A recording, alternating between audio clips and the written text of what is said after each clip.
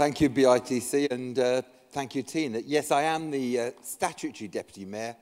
What does that mean? Well, the clue is on the tin. I'm established by statute.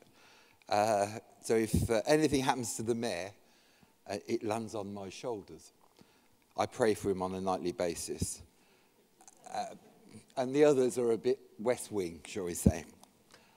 And can I say it's a pleasure to be here, and I welcome the invitation. I am not an expert, and it fascinates me to sit here listening to experts in separate fields. The Greater London Authority is a strategic body. It is not necessarily a delivery body. That said, we do have responsibility for the Transport for London, the Metropolitan Police Service, London Fire Brigade, and then now we are in the transition of taking responsibility for the Housing Corporation and a whole range of other bits and pieces. But that is in the process.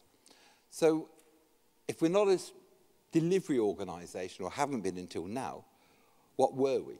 We were a strategic body for London, and we have massive influence.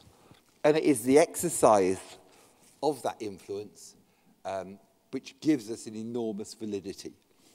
People return our phone calls.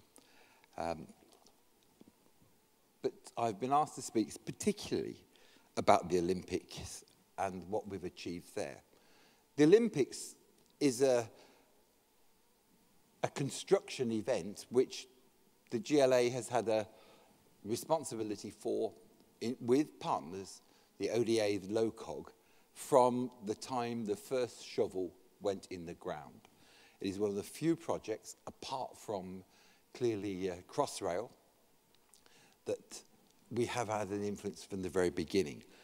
And we could take sustainability as a fundamental principle of that building works and from the outset, which meant we could influence a whole range of issues, and we could deliver probably the greenest, most sustainable games that have ever been held to date. The other speakers will either support that statement or criticise it, but I know what GE has been doing, and soon, Tower Bridge itself will be using, is it 40% less electricity? Because of the work that GE has been done, and it will be better lit than it has ever been in the past. But let me talk about the Olympics, and then I want to talk about where we can truly have sustainable influence across London. The Olympic Delivery Authority, that's the organisation charged with building the infrastructure for the Games, made very important commitments for the Olympic Park construction programme. These include, amongst others, achieving a 50% reduction in carbon emissions for the built environment, and they're set to achieve a 52% reduction by March 2013, and that's including contribution from off-site retrofit programme.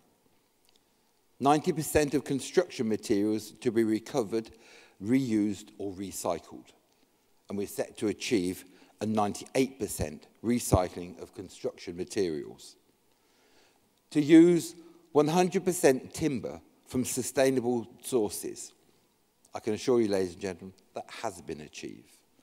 And the ODA are on track to meet or exceed all of their targets. The shortfall against carbon targets of 1,022 tonnes of CO2 per annum will be made up by investing in the GLA's Renew and Refit programmes. And these extensive modelling has been undertaken, and the programmes are expected to deliver a total of 1,300 tonnes of CO2 saving per annum. The London 2012 Organising Committee, LOCOG, so the ODA builds the envelope and LOCOG delivers the Games. The organisation responsible for staging the Games has made a large number of commitments in relation to event staging.